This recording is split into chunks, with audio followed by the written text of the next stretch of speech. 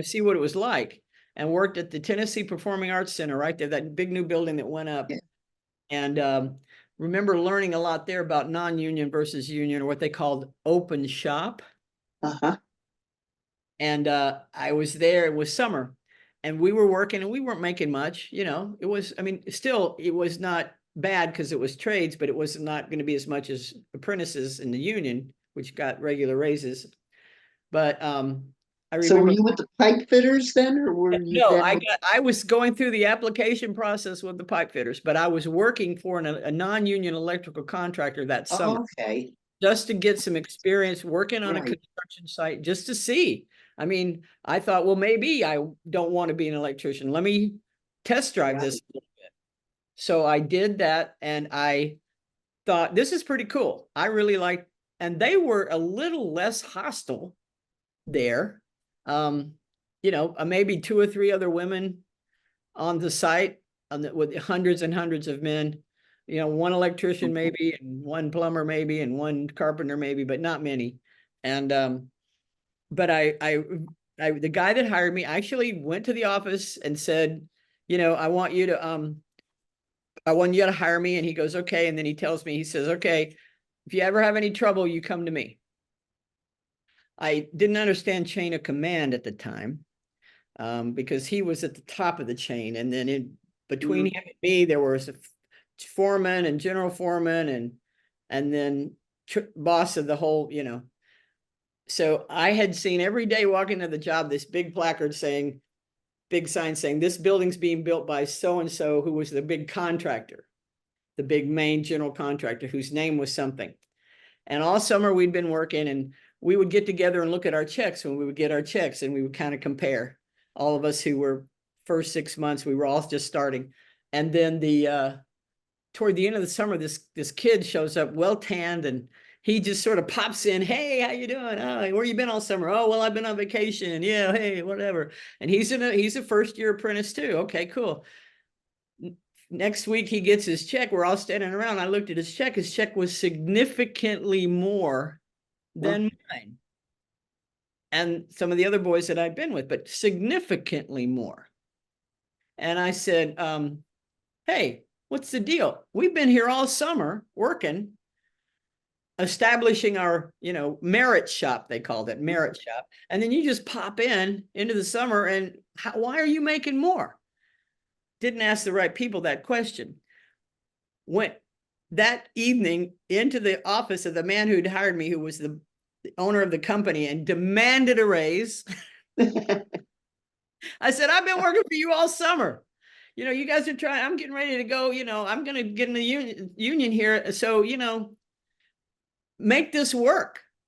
And he's like, well, he was flabbergasted that I walked in and demanded a raise. And he said, well, listen, let me talk to your boss on the job there, and, we'll let you know tomorrow.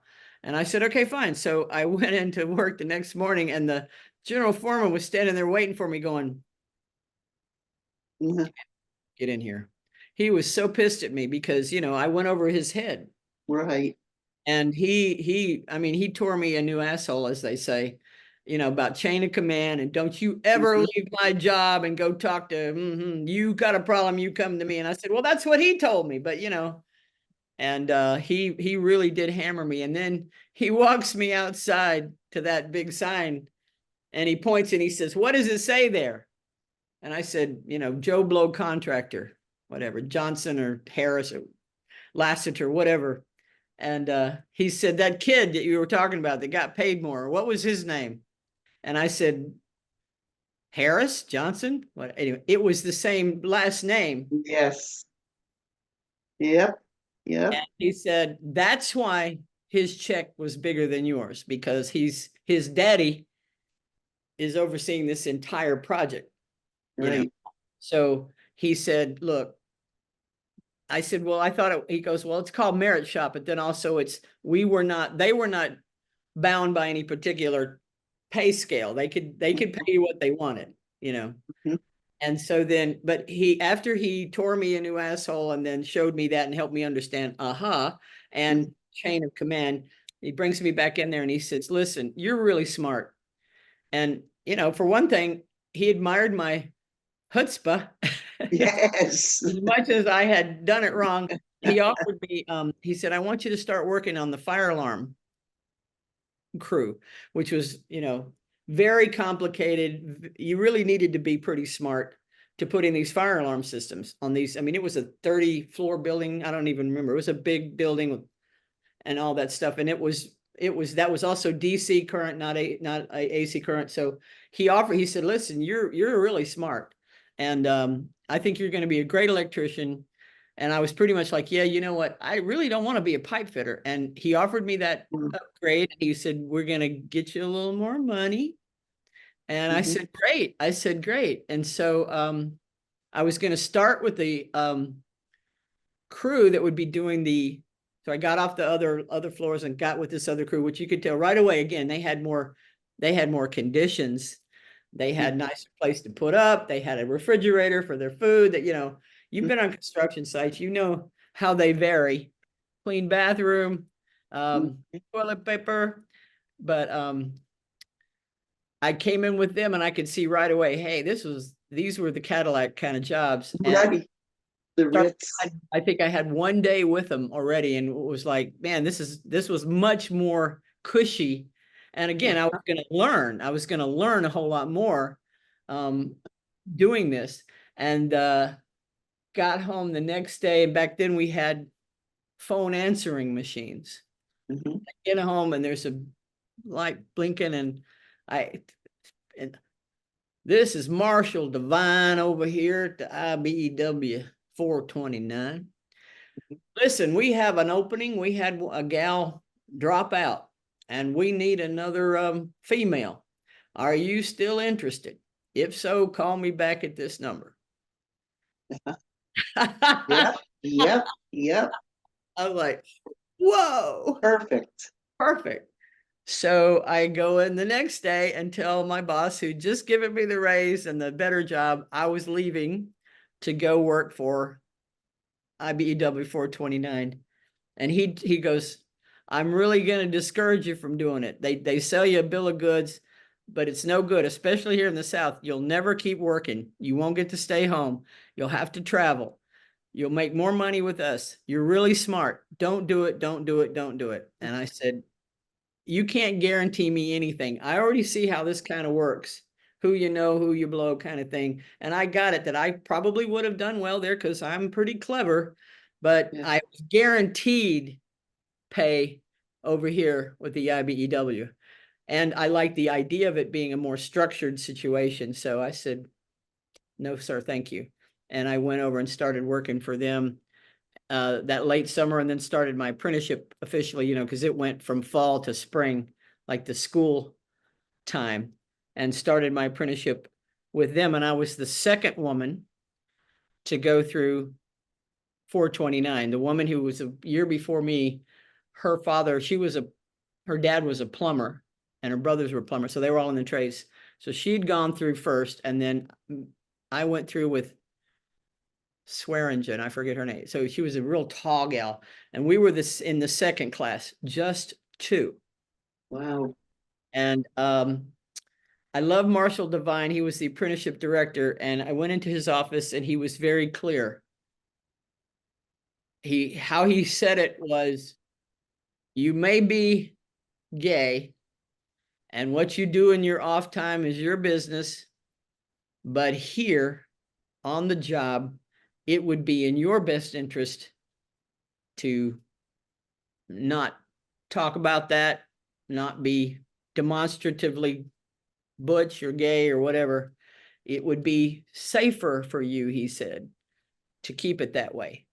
He said, I'm not saying you have to, because by federal law, I can't, but I think this would be in your best interest.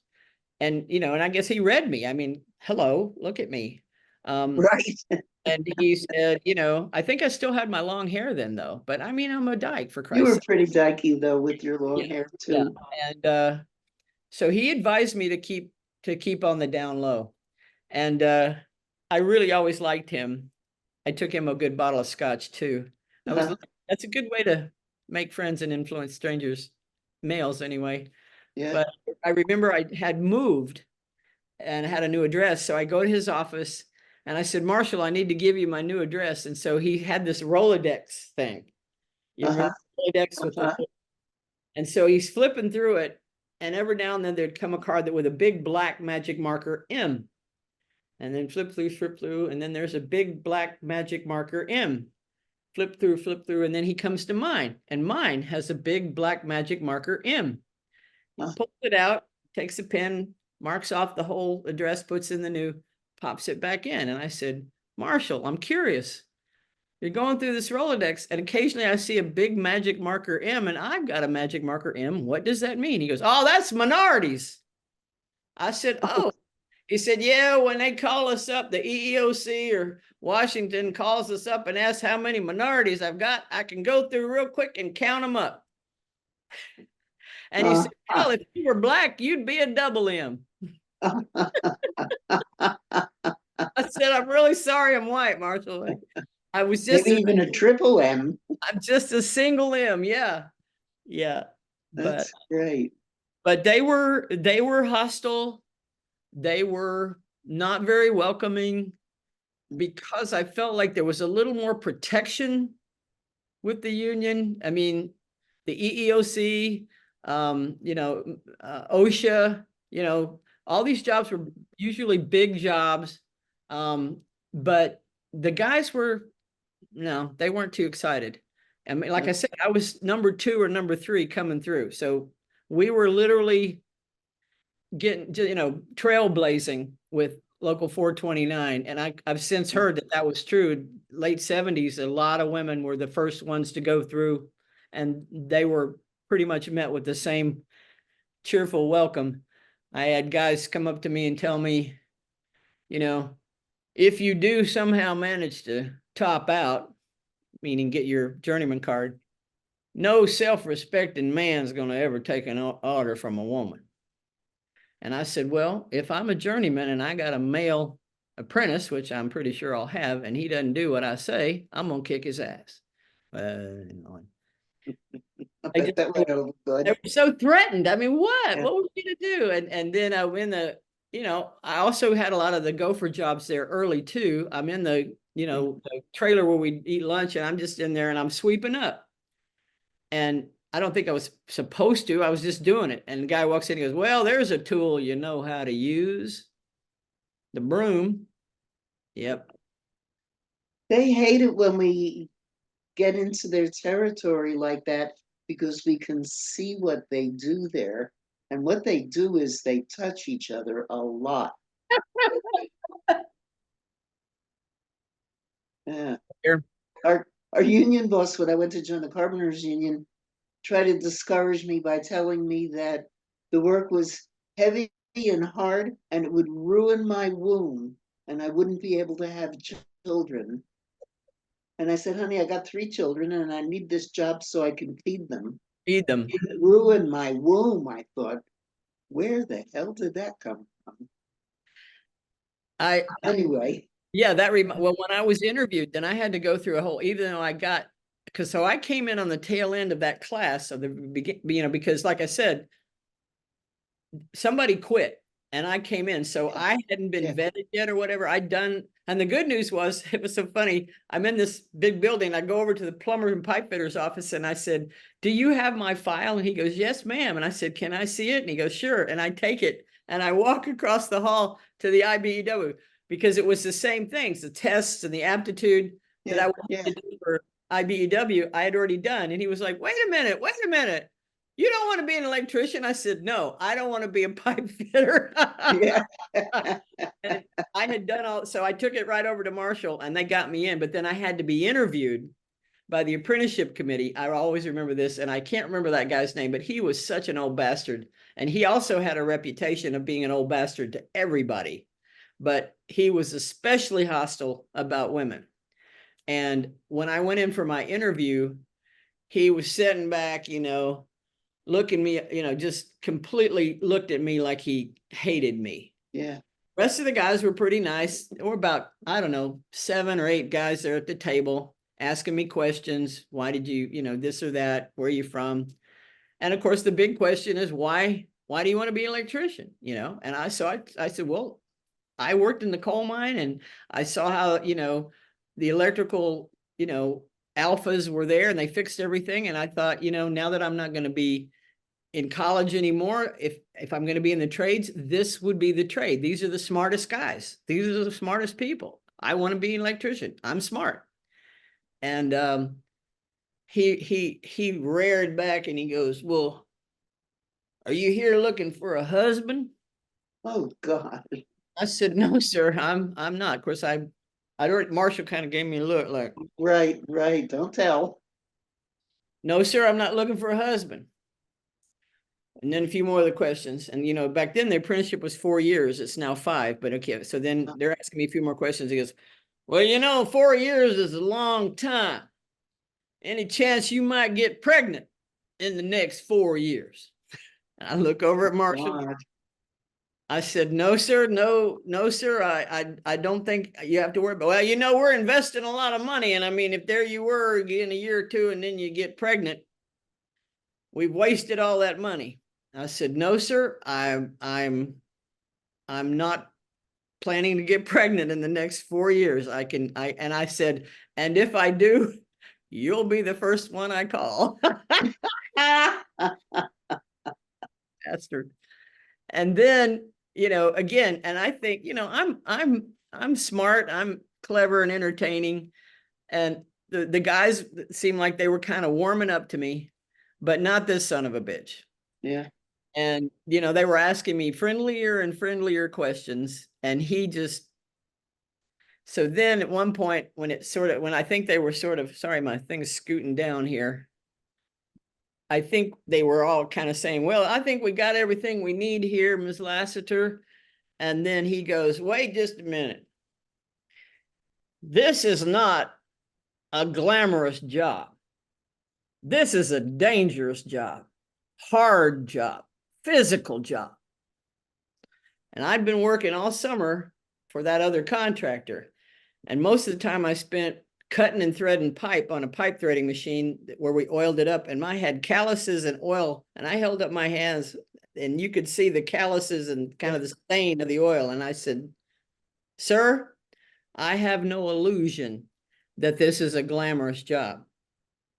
I understand it's physical and going to be hard and physically demanding, and I can meet it. I can do it. Yeah. And again, I said, if you know, got a problem. So I got in, and then the very first year, I got into some trouble over my attendance. Oh, no. What happened?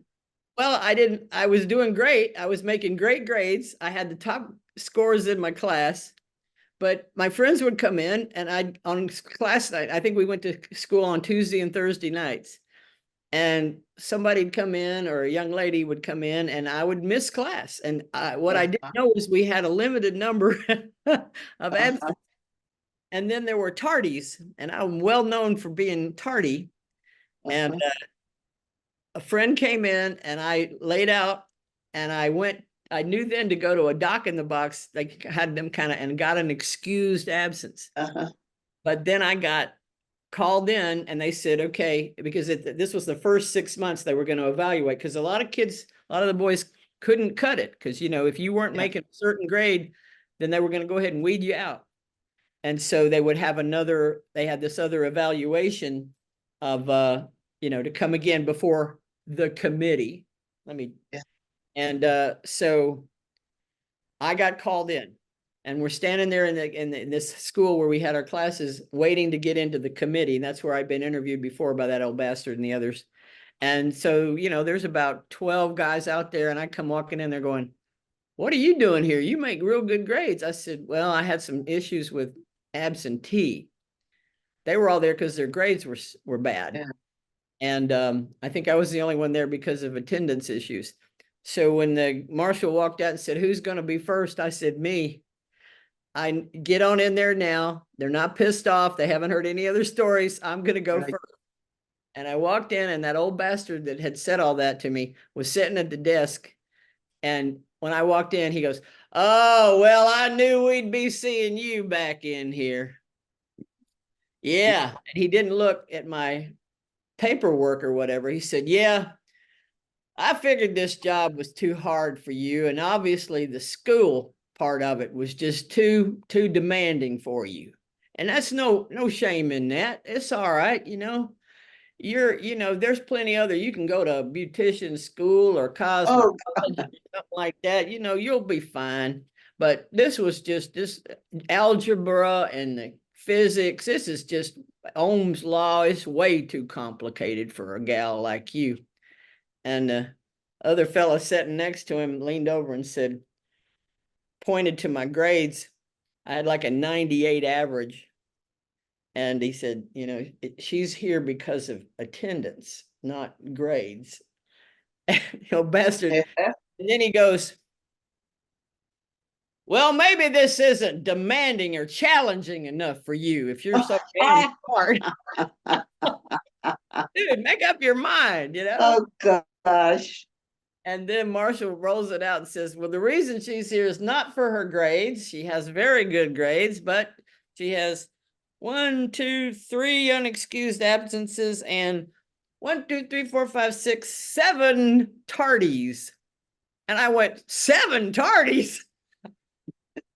And I thought I was tight with my teacher and he liked me, but he would mark down when I was late. And so I said, well, what do I do? And he said, well, you miss one more. He said, that actually puts you over. But then I went, oh, that third unexcused absence was the last one. I said, I got a paper right here from the doctor that said I was sick last Tuesday night. So that took off that one. And then the 7 kind of put me at the 3. But I was on lockdown on better not miss any more time or come late. So anyway, I didn't ever have to see the committee again, but they were convinced that they were gonna run me off. Maybe this isn't challenging enough for you. I was like, yeah. you just don't want me to be an electrician. Well, But tell me about going in for yourself, going in, starting your own company. well, that was a little later. Yeah, I went. So after I topped out, immediately got laid off once I was making journeyman pay, which is sort of par for the course, women or men. And I worked for a lot of guys who actually did say to me, I'm proud to have you. You're a good worker. You're smart.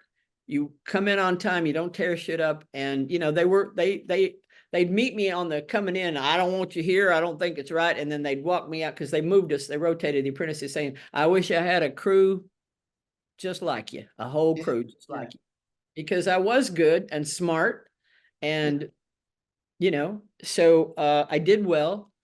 I think I one guy at a time when I was working with them individually that I would sort of bring them along. I stayed closeted, but I gained their respect. Yeah. And I mean, men, they're easy, but I knew I just had to dig in and do the work and show them I wasn't scared and show them I wasn't stupid and show them that I could handle the physical demand and the mental demand. And even when they made me do all the shit they weren't supposed to, I did it. Yeah. And then secretly some of the other guys would help me load shit. But I moved down to Augusta to the Savannah River plant. That's how I ended up in Georgia.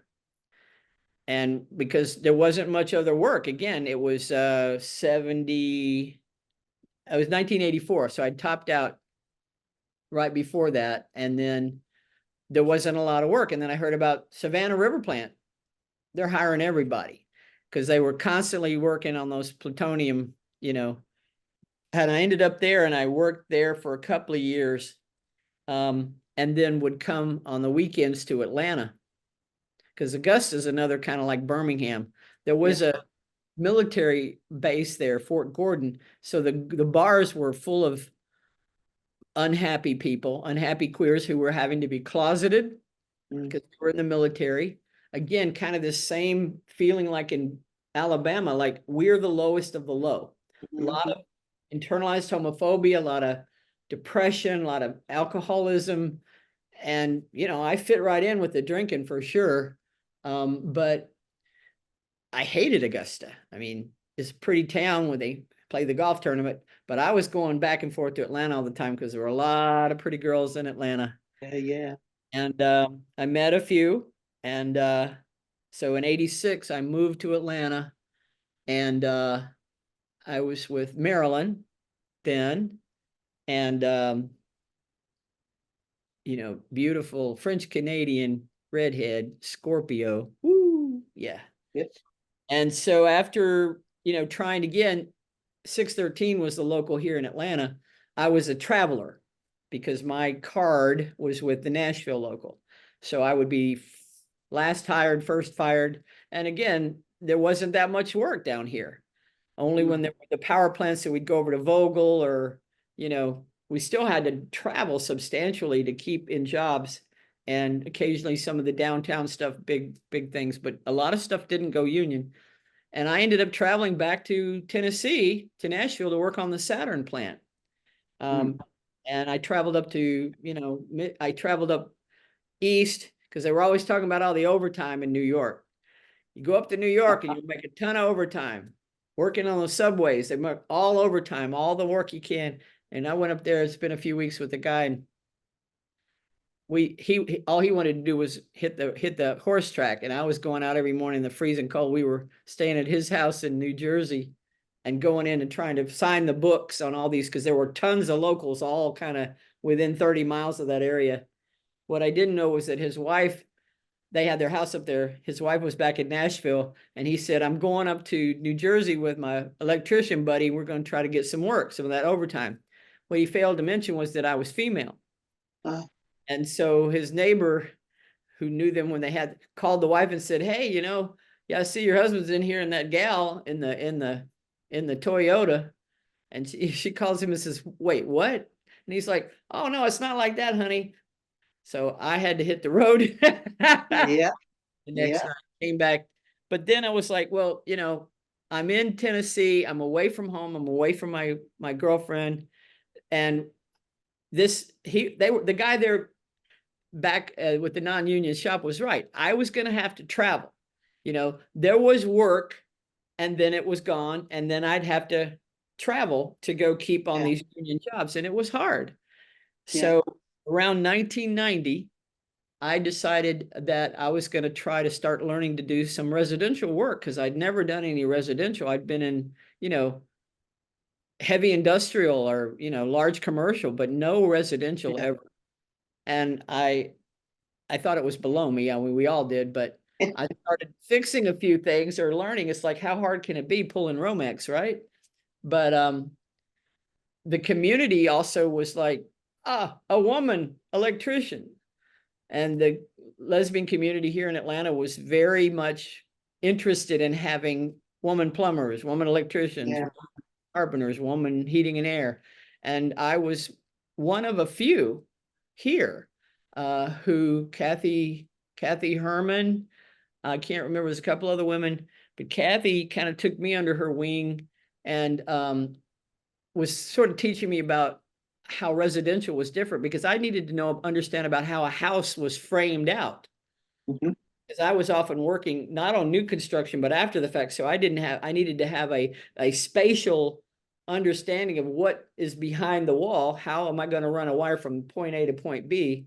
I'm not running conduit, but I began to understand how to do residential. And the cool thing about that was that it didn't require a lot of specialized tools.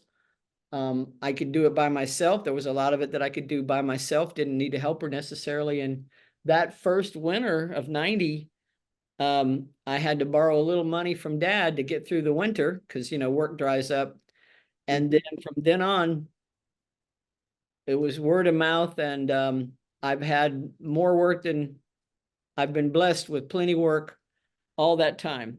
And Lenny Lasater Electrical came into being in 1990, and has been paying my bills ever since. And I'm real grateful for that. And So I'm do you work all by yourself, or do you have other people working with you or most of for the you? time, I mean, occasionally I get on jobs where I would have to have other people. I've had some helpers throughout, apprentices throughout my career, but most of them wanted to, learn and then take off on their own make good money. I actually have the master signer on 3 different guys when they to get their license. So I felt good about that I could pass it on Yeah. and, you know, get my master's license, which I had to get in Georgia because in Tennessee, like the South, no affiliation with the state government and the unions. Like my friend who was up in Michigan, when she topped out, she got her state license from Michigan. Not so in Tennessee. Yeah. Oh, no, no, Yeah. no. So I had to take a set for a separate master's license in Georgia, which I was very, hated it, one of those all day long tests. But that was right when I was getting sober and Yeah. yeah. And I So tell about that. sat and took my test and got my non-restricted. Well, I was Cherry Omega is part of that story. Cherry O was a lesbian electrician in this local Atlanta 613. And I remember one of the first jobs I came on, some of the guys came up to me and said, well, we've got some women in our union here, and well, some of them are gay. And again, I was still kind of keeping a low profile even after I got out, because I understood that could be dangerous, Yeah. But and they referred to Cherry Omega. They said, well, we got this one, and she wears these gay t-shirts and gay this and gay that, and she's all up in your face. And I remember the first time I met her, I said, I think she's who they've been talking about. Yes. But I was the nice one. I was the nice one. And even after I did come out, I was the nice one. I met Stereo, and of course, we immediately made friends and bonded. And she'd kind of gone through she went through a year or two after I did down in Atlanta, and had a similar story that they were really hostile to her. And Yeah. I think Cherio had it harder than I did because I was sort of able to just sort of, but Cherio, I think, pushed against the grain the whole time.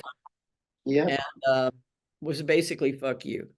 And I found out they told her some things that were wrong and dangerous. Oh no. I remember Oh. working with her. We worked together on a few jobs, and she confided in me. She said, listen, she said, I think that they've told me some shit that's wrong. And she didn't want to tell anybody because, once you're a journeyman, you're supposed to know everything. Yeah. Yeah. And she told me some of the stuff, and I said, no, you're right. That's not right. In fact, if you did it like that, it could possibly hurt you. Yeah. Cause a problem, cause some damage to equipment or fire or electrocution. So they really had fucked with her with some of the stuff. And over the years, there were several things that she'd be doing. And I'd go, what are you doing? And she's, well, that's how they showed me. That's how they taught me. And I'm like, they told you wrong. So I think they really tried to sabotage her apprenticeship to tell her and direct her in the wrong way. So I appreciated working with her on that. And we worked together on a few jobs. And Cherio she didn't like to, she was kind of claustrophobic. She didn't like to get in crawl spaces because it was claustrophobic. I said, okay. A lot of our work is either in a crawl space or in an attic. So I'm like, I'll get in the crawl space, you go in the attic. Well, then she's up in the attic, she's tearing around, and I'm like, what's wrong? She goes, oh, I don't like all this insulation. Oh. And I'm like, look, you got to pick, you got to do something. Right. You're no good. But we worked on the first Southern, we worked on Southern Festival. Yeah. And of course, Cherio was what a character and so charismatic, and all the women loved her. And I just loved watching her just be unashamed, unabashed person, Cherio, and just having a big old time. And I thought working the festivals was kind of one of those bucket list things, because I thought, what a glamorous job. No. They just about killed us. And then we worked the first Rhythm Fest, and they did just about kill us on that one.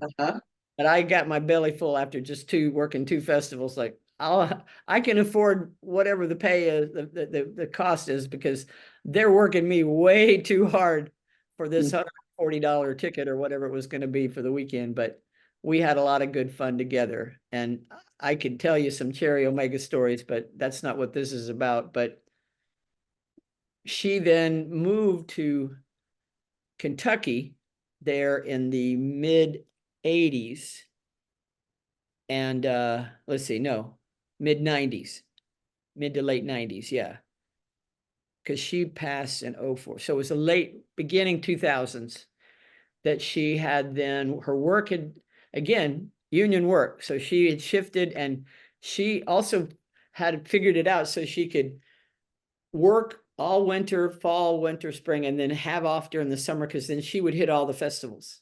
Mhm. Work began to change, and she actually lost her house out there in Chambly, which she loved that house, and moved up to some women's land in Kentucky.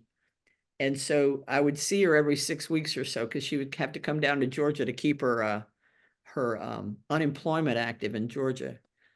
And I remember seeing her, and we were both big women, big bone gals, big heavy gals. And she started losing weight. And I just thought, well, and she said, oh, well, I'm working hard. I'm working in the garden. I'm eating clean. I'm Yeah. losing weight. That's great. That's all good. And then next 6 weeks she'd come back. Well, she'd lost some more. And then she just kept Yeah. getting thinner and thinner. And I just was like, something's wrong. And I was calling Mindy and them up in Asheville saying, guys, I'm worried. I'm worried. And when we finally did pin her down and got her into Emory, um, Yeah. it was that January of '04, and she passed in June. Yeah. Of, and it really impacted me. I was her power of attorney. I did all the paperwork, because she was like 54. Mm. So had to get her retirement, had to get a lot of paperwork done to get her money from her health insurance, from her retirement fund and all that shit. So that was my job. And I would just sort of run back and forth between Atlanta. We had her up in Asheville, found her a place up there in Asheville. And I go back and forth and shove papers under her nose. And unfortunately, I felt like later I missed a lot of really good time with her, because I was too busy being busy with Yeah. her dying, the Yeah. business of her dying, instead of sitting and spending time with her, talking. But um, my drinking really escalated that next year. And I was already a heavy drinker to start with. And something just happened that I call it a moment of clarity, that the reason Cherio died was because she was in denial about her disease, Uh-huh. cancer. And I had an aunt back in Tennessee who was this big, powerful woman that took up a lot of space and went through husbands like tissue. Yeah. I'm named after her, and she's who introduced me to vodka tonics. And she Oh. used to say, they don't make enough vodka for me and my niece.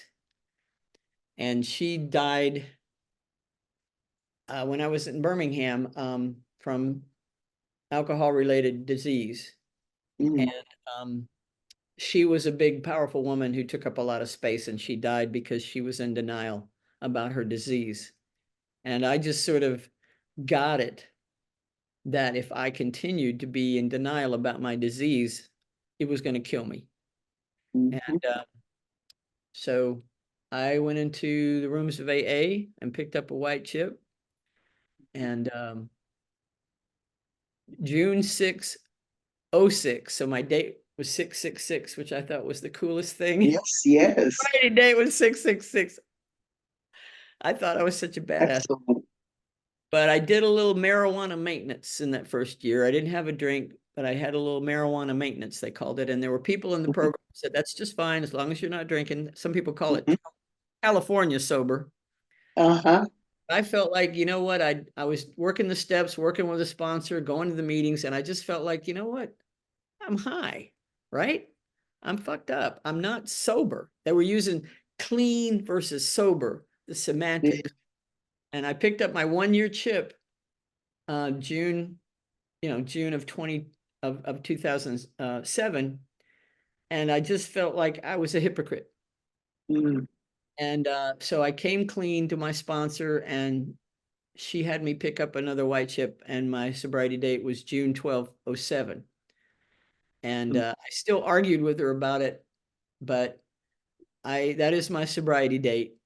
Um, I um, I did give my liver an extra year, but that is why I got grace. I believe that sobriety is out there for everybody.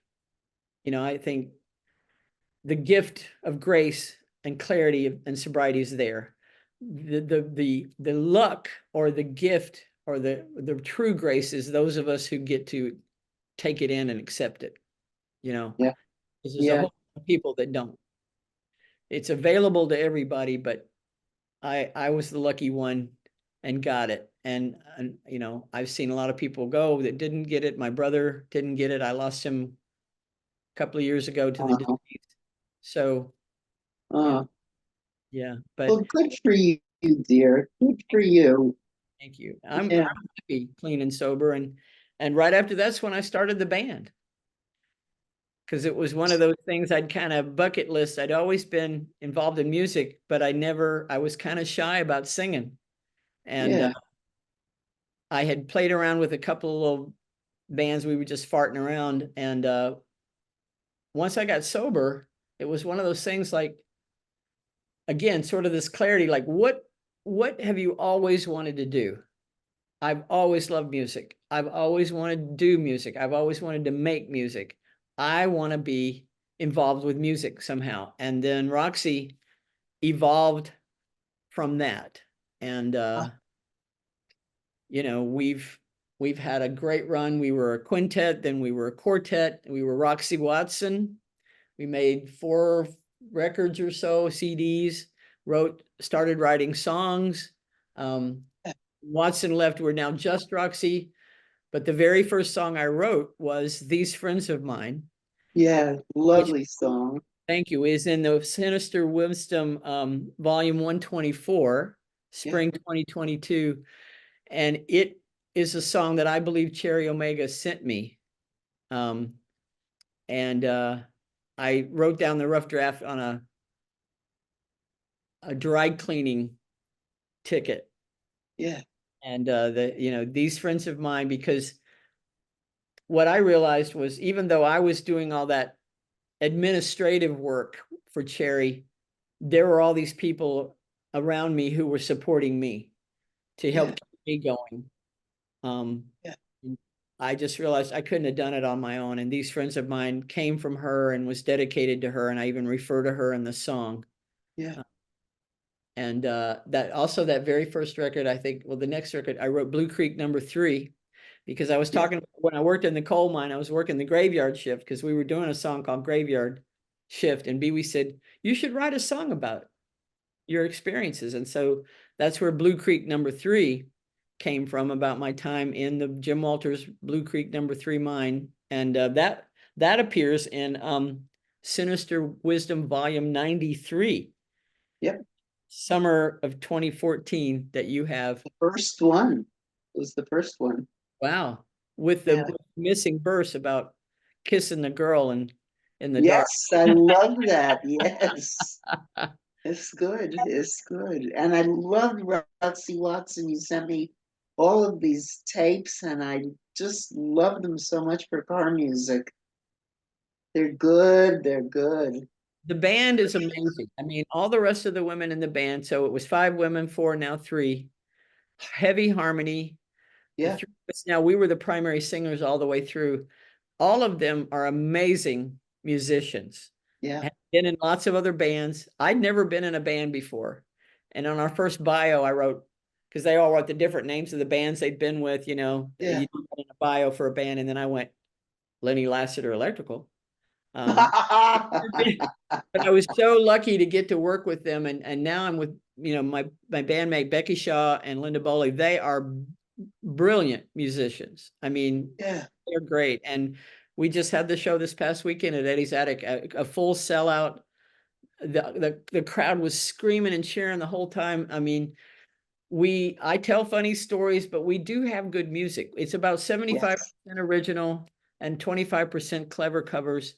We're Americana alt country. We used to Yeah. use the term alterna grass, but it's been a real blessing. And it's one of those, it's a gift of my sobriety of getting to have the clarity, being clear headed, becoming a dependable person, sober, and then finding these people to Yeah. start making music with. And then it's continued, I guess, 15 years or so now. Wow. Yeah. Band, one incarnation or another of Roxy has been around. So um, justroxy.com. Yes. Oh, that's so good. That's so good. Yeah, Life is so good. it's, it's good. And I feel very happy, very blessed. The band nurtures that creative thing in me and the music, which I love, and I love to sing. And I finally let my voice out, and I'll say I'm a Yeah. pretty good singer. And Yes. real, Blew me away. I thought, oh, well, Lenny sings, so I never knew that. And then I heard you and I thought, oh, Lenny sings. thank Yes, thank you, beautifully. thank you. Well, and singing harmony Wow. with Linda and Becky is just a blessing and brilliant. We blend together so well. I do the low, Linda the high, and Becky the middle. And Yeah. Becky has, well, they both have gorgeous voices, but Linda has that high, delicate voice. But Becky, she's, they're both amazing musicians. But I sometimes get my breath taken away listening to Yeah. Becky I'll sing. She's something. And Are you writing songs too? writing Yeah. songs. Need to get busy. We made an album, Just Roxy the Trio. We started it in spring of 2020, and then a little something called COVID happened, Uh-huh. and we had to stop. And then a little over a year later, we came back into the studio. We did a Kickstarter then, and finished it up a year later. We lost a whole year of performance. Wow. Then we Wow. uh, November 2021, we had our CD release and we named it "We Missed You." Uh-huh. we But I love the band. I love being in the band. It's so much fun. I get so much positive um, encouragement about singing, about my writing. I've never really thought it just never, like I said, Mindy's the word person. Mindy Knott is my Yeah. co-writer. Amazing, brilliant, Yeah. poet, author, writer, songwriter, screenwriter, Yeah. uh, brilliant. And her words are amazing. I love her words because they always elicit so much visual from me, and Yeah. love working with her on songwriting. And so we've collaborated on many songs that Roxy's done over the years, and she was here this past weekend and for the show. And Yeah, my friend Jill went. She wrote me. She said, "Oh, I went to the show and I saw Lenny and sang and da da da," and she really, really liked it. yeah, it was fun. It was a fun night. You know, we don't. We've been blessed to play the Bluebird Cafe several times in Oh, Nashville, which, yeah. what an accomplishment. That was a bucket list kind of thing. I put it out to the universe. Ryman Auditorium. Yeah. See, but I mean, it's been so much fun. And working for myself all these years has been a blessing. Like Dad was self-employed, I saw that, I'm the boss. I Yep. can take off when I want. It's Yep. Lenny Lasater Electrical. It's so if I don't work, I don't get paid. But it laid opportunity for me to be in a band. Yeah. Uh, have a gig on Saturday night so I can take off on Friday if we had to travel. Still doing some of that crazy theater stuff. And we just being self-employed was a great thing. Although recently I was threatening to retire, and I was thinking I was going to change the name from Lenny Lasater Electrical to Old Lady Electric Company, but Ah! I wasn't sure if that would elicit a lot of confidence. And the tagline was going to be, if it's not too high, if it's not too hot, if it's not too hard or too heavy, I'll be right over. So Yeah. yeah, Lenny, the not too high, too hard. I love that. A lot of friends have now said, "Oh, that's a great tagline." And then I of course said Yes. in Atlanta, if it's not too far.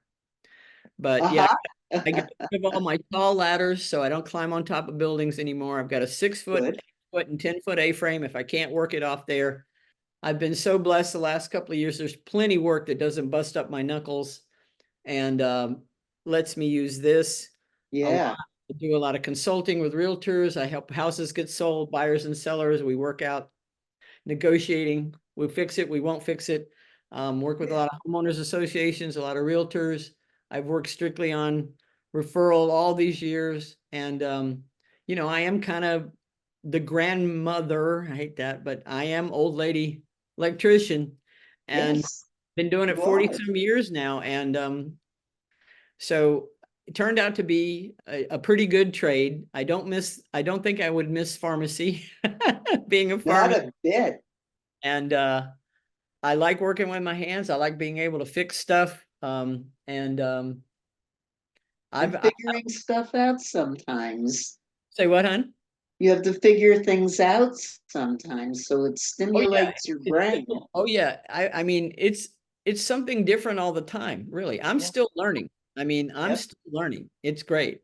And challenging myself and learning new skills and stuff that I should have known a long time ago, but whatever, I didn't encounter it because the electrical Yeah. industry is so varied.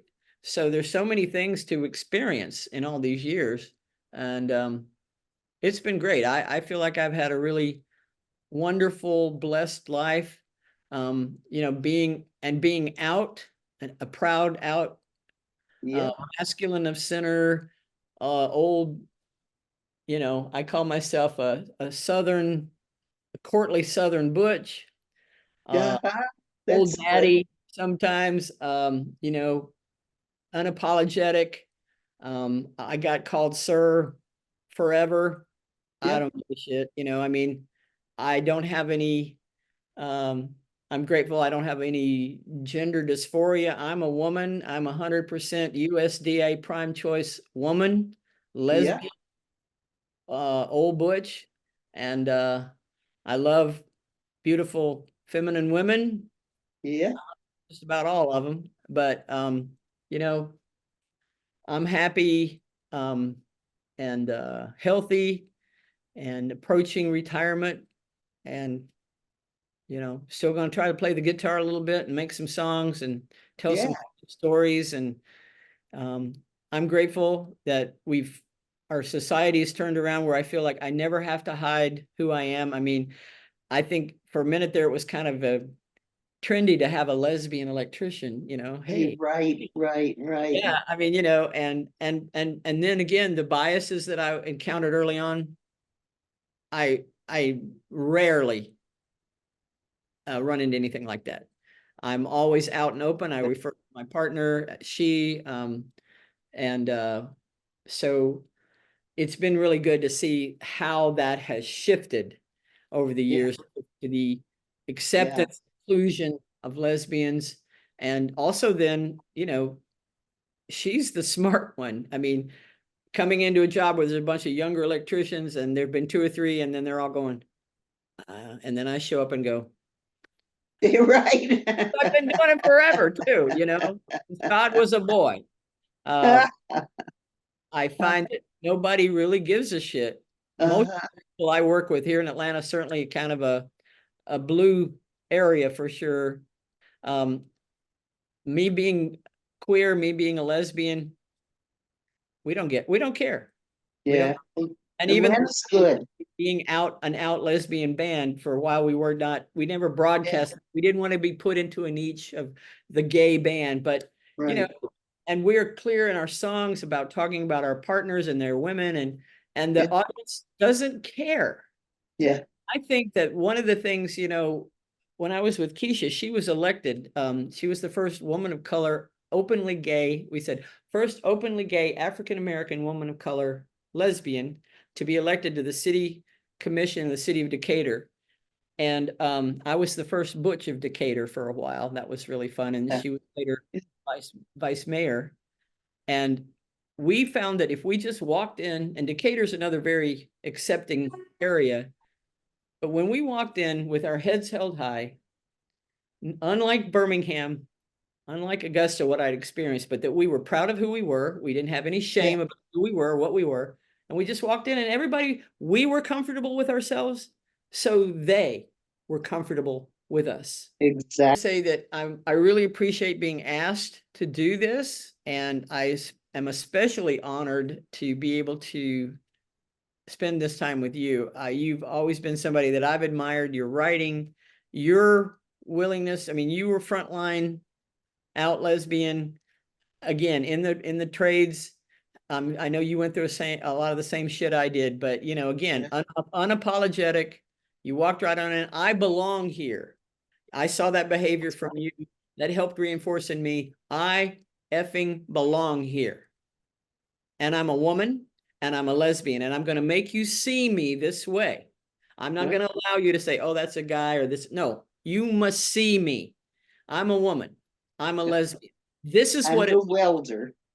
This is what it looks like. And don't allow them to gloss us over with the Madison Avenue idea of what a woman's supposed to look like, or even later on, what's a lesbian supposed to look like, or a gay woman. Yeah. They look like that, and they look like me, and they look like you. That's right. This is what a lesbian looks like. That's right. This is what an old lesbian looks like. And you had a little tryst with Malvina up in the attic there. You sure did. Oh, yeah. That was quite enjoyable. And you wrote her a letter, and it was covered with coal dust.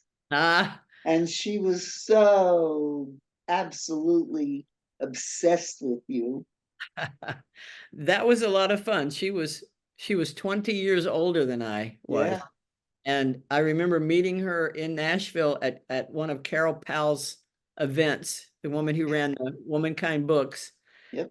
And she was at Carol's home for this event, and I had scoped her out and thought, oh, she's beautiful, she's fascinating, she's older, because I did date older women then when I was 20 something. Young. And Malvina had come over from Cuba the year I was born to escape communism, Castro, and was then in Knoxville, and I met her, and I was just watching her the whole night, and we were dancing and partying, and then I got close enough to her where I could hear her talking to whoever she was dancing with, and she said, yeah, I'm working on this project right now where I'm interviewing women coal miners. Yes. I went, yes. Are you kidding me? And she goes, yeah, I'm going to be going up to Kentucky and talk to some of these women. She said, but they're really, they're just now starting to be women coal miners, and I'm going to go interview some of them in Kentucky in the next week or so. And so that song ended, and then I made my way over to her, and she had already kind of seen me scoping her, and she was like, who is this kid? And totally ignored me. And I said, I work in coal mine, Blue Creek number 3 in Bessemer, Alabama. Would you like to talk to me? Yeah, I'd forgotten that part about it. And that's you right. How I ran into her, and that she was working on some kind of interview about women coal miners. Right. I mean, exactly the thing. I mean, that's grace. That's whatever. Serendipity. Your life is filled with it. Yeah. So that was so much fun, and that was my in to that beautiful woman and that wonderful experience and time with her. Yeah. Yeah. She was fascinating, and we had a lot of fun. And you were adorable. You still oh God, you were just I was had such a reputation. Well, I make a joke that I had to move to Georgia because I'd made love to all the women in Tennessee. Right. Went through everybody, and now what? Well, another state, another bunch of women. And you did pretty good in Georgia too. Done pretty good in Georgia. Yep, yep, went clear through the dessert line. Yeah,